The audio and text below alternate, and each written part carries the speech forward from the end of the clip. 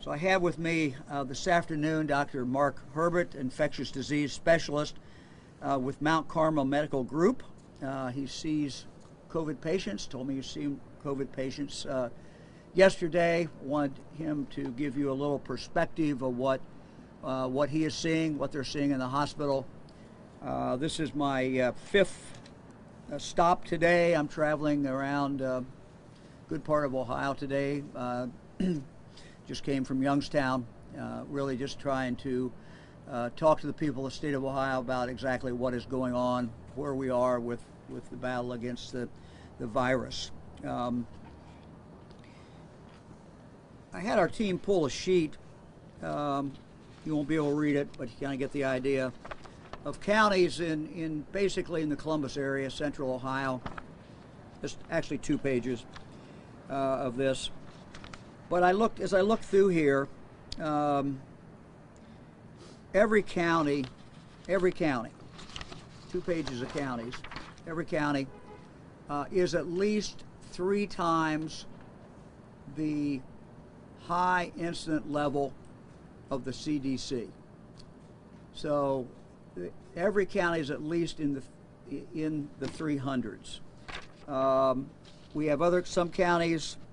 For example, Crawford County, Fayette County, in the 600s, Franklin's in the 500s, and I won't go through all these. Union County is 756, Marion is 725. So anywhere between 3 and 7 times what the high incidence level is according to the CDC. So this is, our state is on fire. We're seeing spread everywhere. The spread is a direct threat to keeping our kids in schools. It's a direct threat to keeping our hospitals so they can provide all the services that they provide. It's a direct threat to our loved ones who are in nursing homes. And the reason, of course, it's a threat to the schools and to the nursing homes is the more spread you have in the community, the more likely it is to get in to that nursing home or to get into that school. Our message is Ohio needs to slow down. We need to pull back. We need to do less. We need to have fewer contacts. Now, as you know, we've put in place a curfew that'll start tomorrow night at 10 o'clock. The whole idea behind that is fewer contacts. Now I know a lot of people go to bed before 10 o'clock. That probably is not going to have much impact. But there are people who don't go to bed at 10 o'clock. And what we're saying is that they need to go home. One of the things that was brought up when we put the order on a while ago in regard to bars closing at 10 o'clock was some people said, well, people go other places. Well, with this curfew, we're saying they need to go home at that point. Don't congregate. Don't come together. I'm also asking every Ohioan to go an extra mile, an extra step or 2 or 3. And that is to pull back from something that you would have done today. And then pull back tomorrow from something or many somethings that you would have done. In the spring, we did this. In the spring, we stayed home more. We consolidated grocery lists so that we only had to go once a week. And we just really did everything we could to reduce contacts. With the mask and with reducing contacts, this will make a huge, huge difference. In the spring, we didn't fully realize the value of the mask. Today, we certainly do. We're starting to get better reports around the state in regard to retail mask wearing. Not there yet, but as you know, on Monday we started sending agents out, and we're going to continue to do that. And the whole idea is to be able to protect the people who work in these retail establishments and to protect the people who shop there. With this spread this bad everywhere in Ohio, it is so vitally important, and today much more important than it's ever been, for when people go out in public, that they have the right to believe that other people will have masks on. And so we're enforcing that, of course, in retail as well. I'm going to turn it over to the doctor, who's going to talk a little bit about what he is seeing, what they're seeing in hospitals in Central Ohio. Doctor, thank you very much. Doctor, would you spell your name and give us your title? My name is Mark Herbert, Herbert. Can you hear me okay? Yes, sir. And I'm an infectious disease specialist here in Columbus. I practice at Mount Carmel Grove City and with Mount Carmel Medical Group. At Mount Carmel Grove City, I'm in charge of infection control and pharmacy and therapeutics.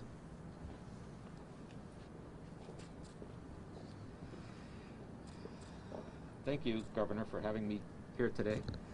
I wanted to talk a little bit about the community before I talk about the hospital, because I think the community is where our efforts need to occur to stop this pandemic. We all know the numbers. We all know that last week when the county-wide numbers were released, I looked today, there were 68 red counties on November 12th, and it hasn't been released yet this week, but we all know what happened after November 12th. So it'll be interesting to see what color the counties are when that info is released. But what it tells us is that this pandemic continues to spread throughout the community, and it cuts across all ages and all walks of life, all races, ethnic groups, and it affects children. Children may be less likely to have symptoms, but they're just as likely to carry the disease and spread it to families. That's been proven. And these community spreaders, they affect how our schools operate, how our churches operate, retail businesses, all the things that we're accustomed to regularly. So we need to understand that all those things get affected. But what impacts me the most is the effect on healthcare and healthcare providers. So we've seen the highest numbers of COVID patients in the hospital today that we've ever seen. It's been that way all week. We're breaking records all week with the numbers of patients in the hospital.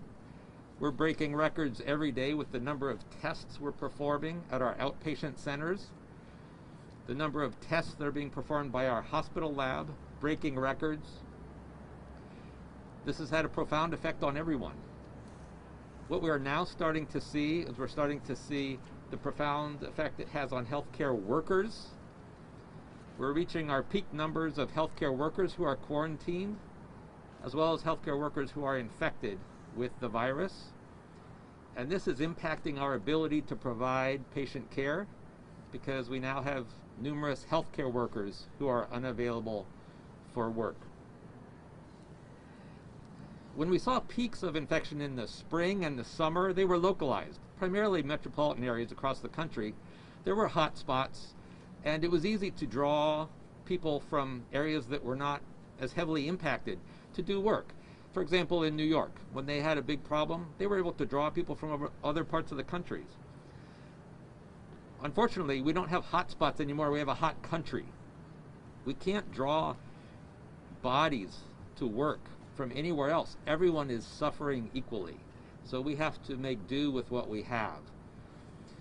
One of the beautiful things about what's happened in Central Ohio is that the healthcare systems have been working together, closely communicating on ideas such as testing, on ideas such as treatment, on ideas such as hospital visitation.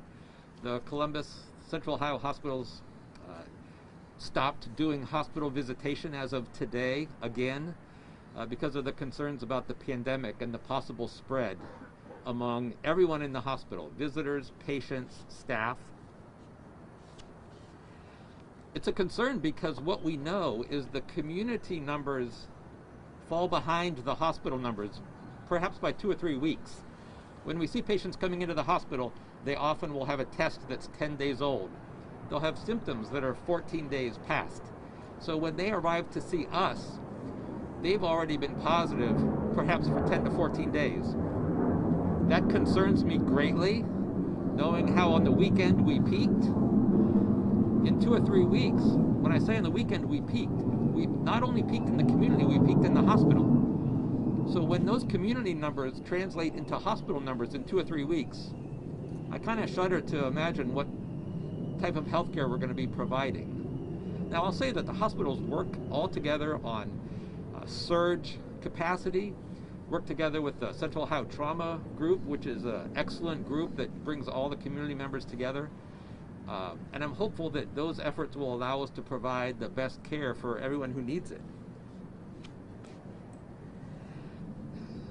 One encouraging note is we are starting to see strides, beneficial hospital treatment. In hospitals now we have more treatments available, and it seems like there are less critically, desperately ill patients, which is good. And it seems like we're seeing fewer deaths. The deaths we do see are just as tragic, but we're hopeful that these treatments will continue to be beneficial, and there'll be additional treatments that continue to become available. I personally am very excited about the vaccine data that's coming out, and the rapidity with which we may see vaccine in our own communities. And if we can encourage the community to become a vaccine-loving community, we could have this thing controlled in the next few months. So that's very encouraging news. The last thing I want to talk about is the holidays. And I think Governor DeWine touched on gatherings. And we have a lot of helpful information from our public health people about gatherings. And some people will put family before their own personal health. And I think we have to be very careful with the coming holidays. We are safe with our immediate families, but even our extended families, in my patients and my friends that I talk to, they don't always have a good feeling that their extended families are following all the public health recommendations. If that's true, that's a situation where you want to avoid that setting. It's simply not safe. It may be that this year you don't get to see your mother at Thanksgiving time or even at Christmas time, but at least you'll have the comfort of knowing that your mother is safe. So I think we have to look to our public health people in terms of what good rules are for gathering. The CDC has an excellent, extensive webpage on gatherings at the holidays and what we can do to be safe. Doctor, could you answer real quick? You said you have a record number of patients in Grove City today. How many is that? We have a record number of patients across all the Mount Carmel hospitals today. How many total? I don't know the exact number. I was in a meeting today where they discussed the numbers. Can you quantify when you said you had a peak number of healthcare workers are in quarantine? Can you quantify that? Like, can you give us like where we were last month versus maybe today? I can tell you that over the last, in the last month, the number of healthcare workers that are unavailable to work has more than doubled. Doctor, you said that you shudder when you think about 2 to 3 weeks from now where our hospitals will be considering our cases right now. Yes. Do you believe that the curfew is enough to help our hospitals at that time? And if it does fail, where will our hospitals be in 3 more weeks? Well, I am hopeful that there will be many efforts that will work together to stem the pandemic. I don't think any one effort is going to do it. I'm hopeful that the ideas that have been promoted to get back to the basics of public health are going to encourage people to understand that only I can change this. There's only one person I can change. That's me. And I can act as a model to other people, and I can try to encourage my friends, loved ones, colleagues, co-workers, even strangers. But I'm the only person I can change. So we're going to have to all take a personal responsibility. I forgot the rest of your question. How concerned are you about the availability of beds in your system as I have more COVID patients enter the system, just possibly squeeze out others. What's your concern about bed space, ventilators, ICU? Well, right now we're actually in pretty good shape in terms of bed space, ventilators. The bricks and mortar is really not the issue. The issue is staffing. The issue is the number of healthcare workers that are available. And in addition to our surge planning, we also look at different models of nursing coverage to provide healthcare in a little different environment where a single nurse will have responsibility for more patients but have more support staff. And that's not my area of expertise, but I know that we have teams of people that are working carefully on that.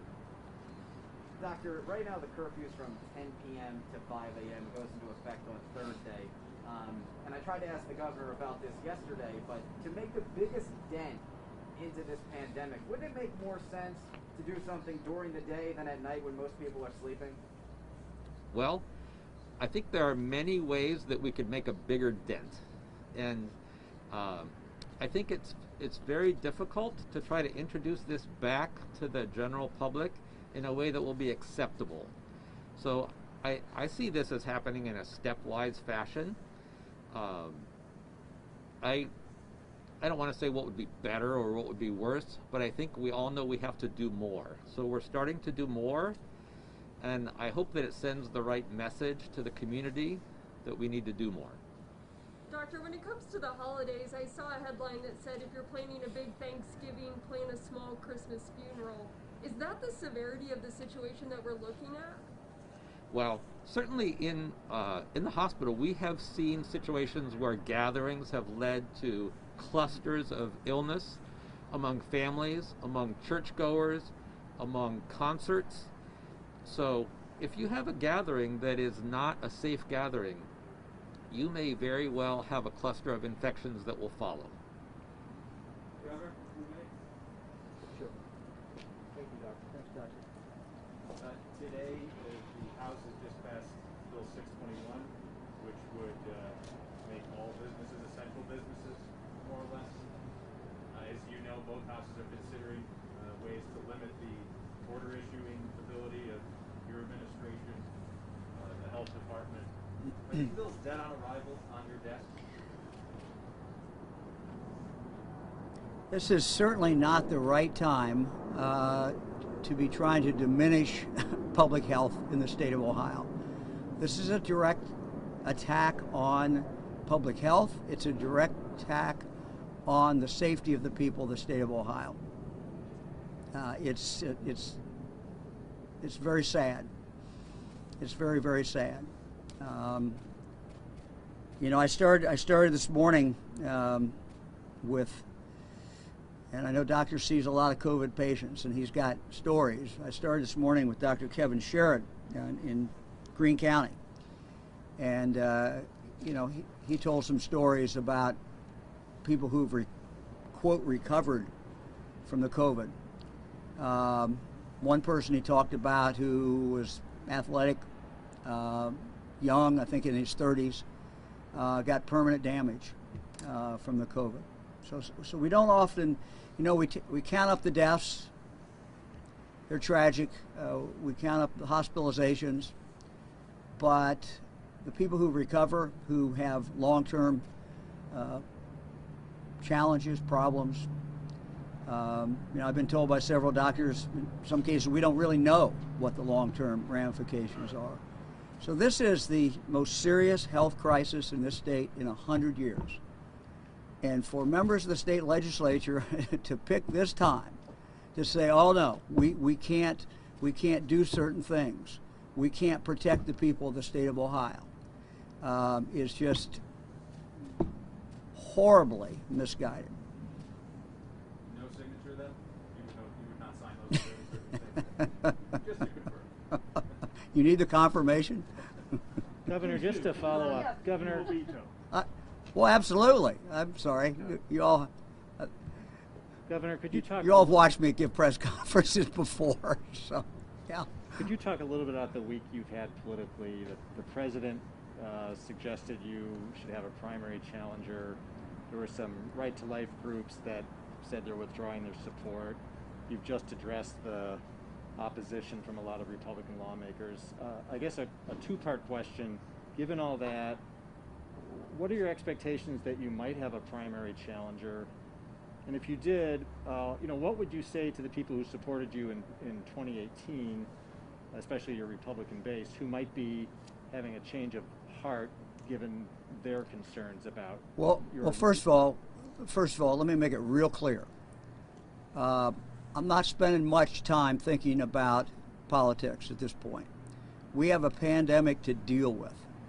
Once in 100 years, I got to be governor during that time, and I'm going to do what I need to do. I'm going to do what I need to do to protect people in the state of Ohio. The Mike DeWine that you see today is the same Mike DeWine that got elected.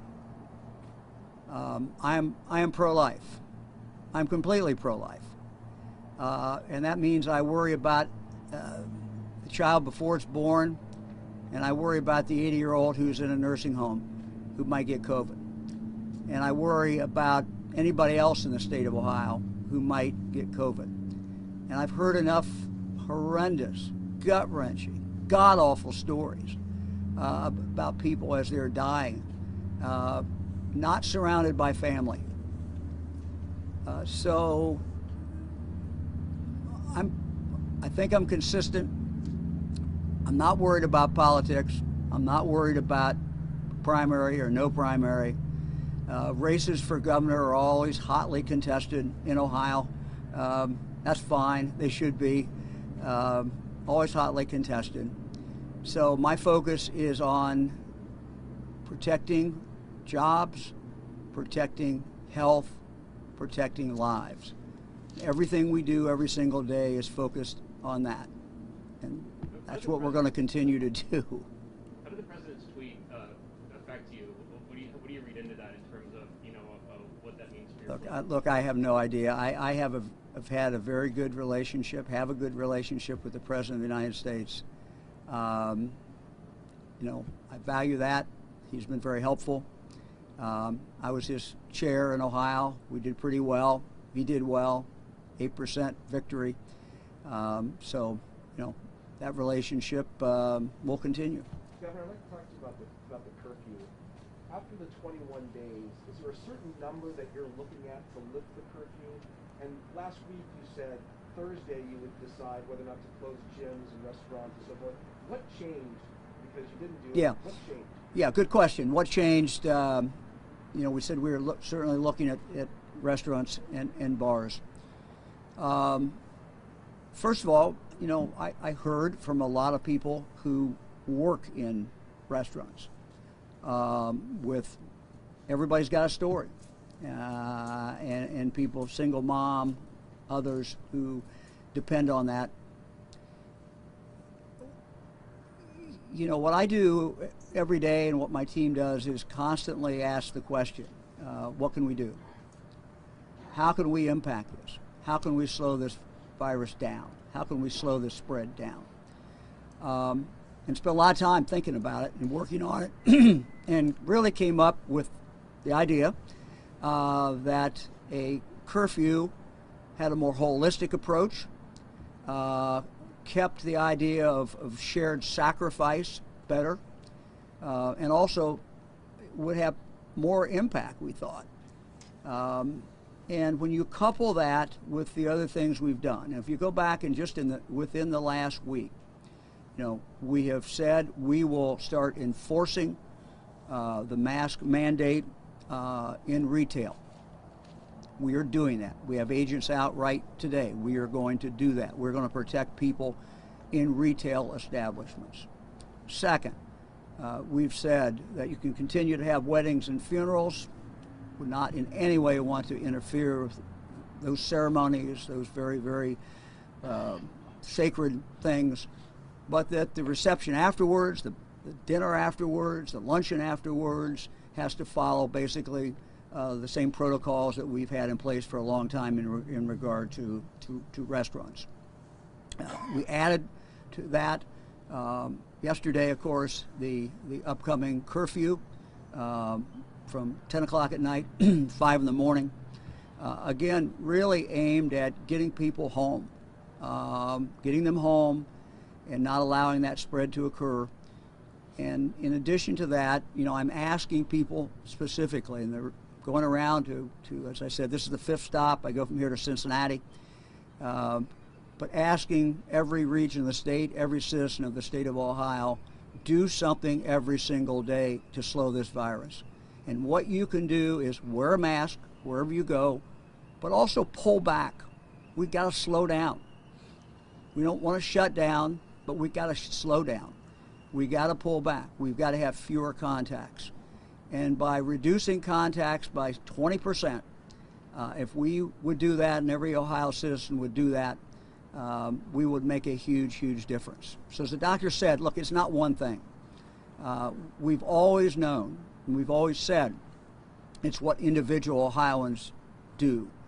In the spring, individual Ohioans flatten the curve. We knock this virus down. In the summer, particularly in the urban areas, when the virus was spiking, you had more and more Ohioans in urban areas wore masks, and it fundamentally changed things. So this is different now. It's more widespread, it's faster, it's hotter, but still, we can do it. And help is on the way. What is different now is that anyone can look at this and say, I only have to do this for a certain period of time. The end is in sight. Help is coming. And I'm very, very excited. 2 vaccines, looking like 95%. And that's great. It's higher than most doctors and most researchers told me it was going to be, 95%. One probably coming, we hope, in December, one maybe in January. This is going to make a difference. So we can see the end of this. And we just have to gut this out. We got to do what we have to do. And it's the only way that we're going to be able to keep our kids in school. It's the only way we're going to be able to protect the elderly in nursing homes. It's the only way we're going to keep our hospitals open and functioning the way they should be functioning. I think we have to get back to basics, what's important in our lives. And these things are, for most of us, very, very, very important. I'm just on a personal note, as you all know, Fran and I have had 2 grandchildren, a little baby boy, a little baby girl born in the last 9 days, and we're very excited about that. And I think for every Ohioan, there is something out there that you want to do in the future. There's a reason to live. There's a reason to find more joy in life. And we all want to be there when this virus is pushed to the ground. And so for Fran and for me, it's our children. It's our now 26 grandchildren.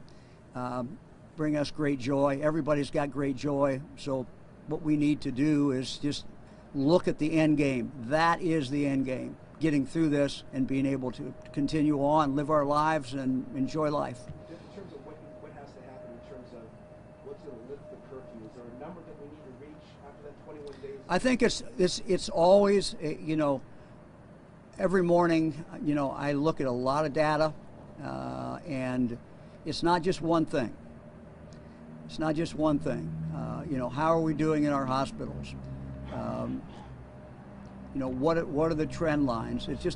We're looking at everything, and we realize, the hospital numbers, at least for X number of days, are kind of baked in, because we start with the virus, then someone gets it, they get a test, then they maybe end up in the hospital, and maybe you're there for a long time. So those numbers we know those numbers are going to go up just because of the number of cases that we're seeing. But we got to get those numbers, we got to stop them from rising, and then we got to start knocking them down, or it's just not good. Not good at all. So there's not one number. There's just not one number. I'm not going to peg one number. And look, there may be other things we have to do. We're going to constantly reevaluate this. Every day I reevaluate, every day I look at, every day I ask myself, what else can we do to save lives, and keep people safe, keep people working, What effect will keep schools open. the curfew on the private events that you say has been fueling a lot of the spread? What effect will the curfew have on that type of activity? Well, look, I don't think we know, but we do hear examples of people leaving a bar at 10 o'clock or leaving the bar before 10 o'clock, and they go and they do a private party, they go do something. And look, the law, the order says you got to go home. You're supposed to go home. Now look, we're not going to go knock on everybody's door. We're not asking the police to do that. But this is the norm. This is where it should be. We can do this for 21 days. Let's see where we are. People just need to pull back. We got to pull back, or we're going to be into a much more worse situation. What about at the State House? You have members of your own party that won't wear masks defiantly in the face of your mask mandate. What do you say to them? Well, I would say the same thing to them as I'd say to anybody else. You know, it makes really no sense today, based on the science that we know, not to be wearing a mask out in public. You know, it just doesn't make sense. And we wear a mask for ourselves, but we also wear a mask for anybody that we might come in contact with. And this is what's different between where we were in March. You know, we know a lot more. We know about what masks can in fact do, and when both parties are wearing masks. So look, you know, this is it's a separate part of government, separate, equal part of government. You know, I can't. Right? I'm sorry. They're residents as well. Yeah, they're residents as well. They're in the State House. They sort of run the State House. So they do run the State House. So look, they should wear masks, but they're not. Some of them aren't. Some of them are. I've seen more people wear masks. You got Franklin County, Montgomery County, Tioga County. It seems like they passed these advisories, these stay-at-home advisories. Are you on board with that? And if so, do you want more counties to do that? And look, if so, why not do it statewide? Look. Yes, right. I think that, you know, what I have been saying today, said yesterday, is very consistent with what they're doing. So, you know, it is, if you can stay home, stay home. Stay home. If it's an emergency, you got to go out, that's fine. You got to go to work, that's fine. You're going to go to school, that's fine. But we need to confine ourselves to those essential things that really matter and are important and that we need to do, and that we can do in a way that the risk of spreading the virus is not very great. So yes, these stay-at-home advisories, I applaud. It is the right thing to do, and I would ask every Ohioan, you know, if you can stay at home, stay at home. You know, your trips to the grocery store, limit those to when you need to go, and just each one of us in our own lives thinking how we can reduce those contacts. And if we even do 20% reduction in that every single day, it will have make a huge difference. And with more and more Ohioans wearing masks, all these things coming together, we hope we'll slow this thing down. Anybody else? Governor, you have the political will to lock down the economy. I'm wondering, how much pushback did you get from the Ohio Restaurant Association, from the businesses? Did anyone just say, Governor, if you do this, I'm going to, I don't know what, but I mean, I'm wondering just how much pushback did you get from that idea? I've had pushback. I get a lot of pushback. So I'm not worried about the pushback. I think everything we do is trying to balance. You do one thing for one reason, and you end up getting other things that are not good. I mean, look.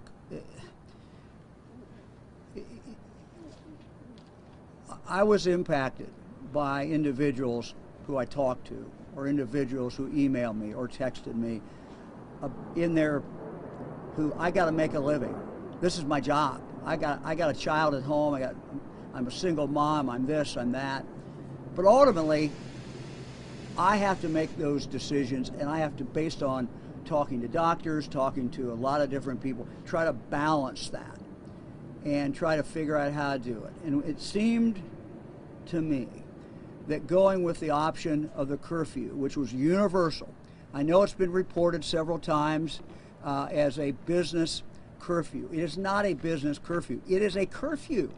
This is unprecedented in the state's history as far as I know. This is a statewide curfew. We expect people, you know, unless they're going to work, unless they're working, unless it's an emergency, unless something very significant is going on, we expect people to stay at home after 10 o'clock. We expect people to wear a mask.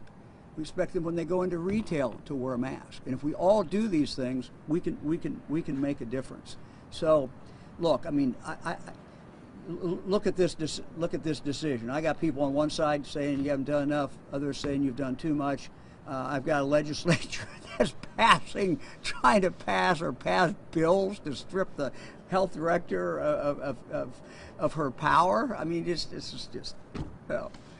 So I got to stay focused. I'm going to stay focused on and I'm going to listen to the doctors. I'm going to listen to the medical people. We're going to get through this. So we should not be deterred. None of us should be deterred. We know what we have to do. We can get through this.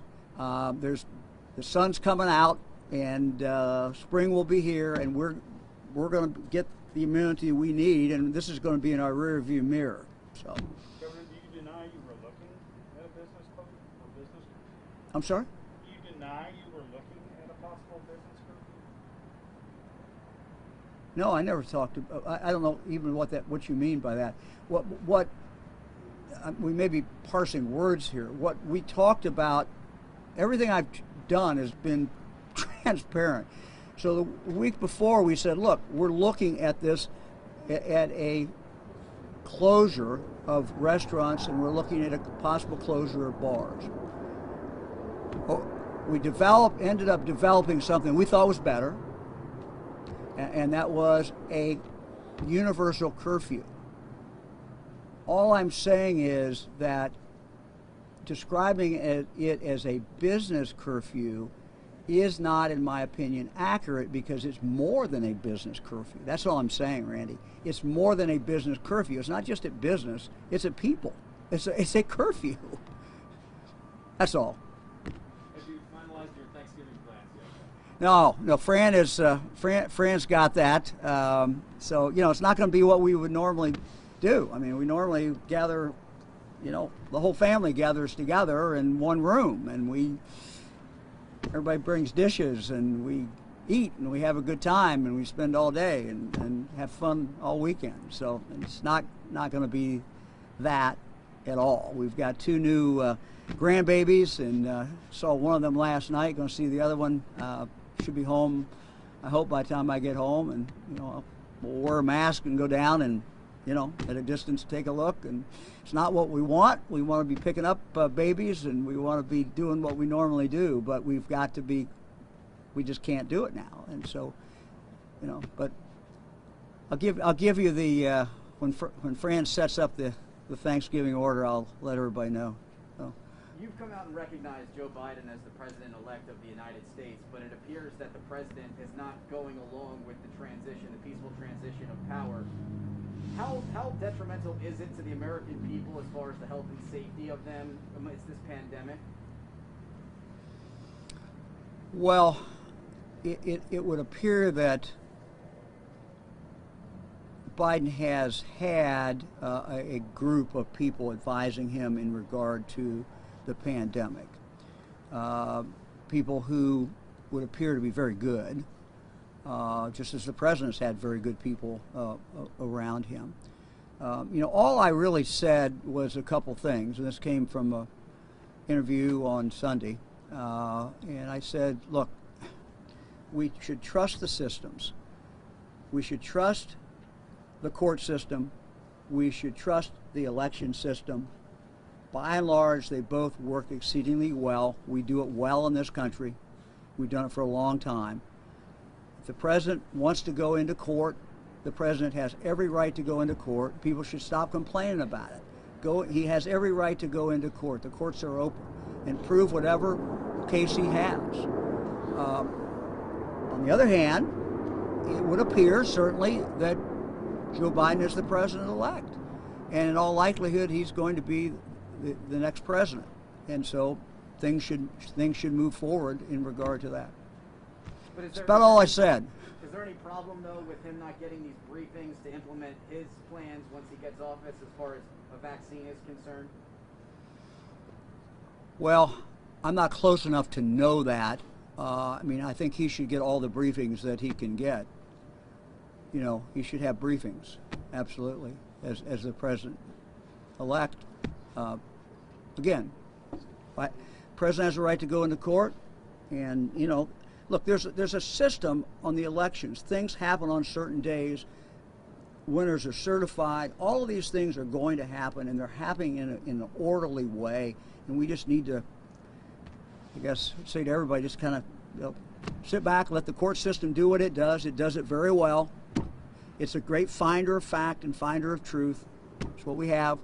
Let them do that. Let the court system do that. Let the election people do what the election people do, and let's move on. Governor, due to a pair of technical problems, the Department of Health has yet to post today's virus numbers.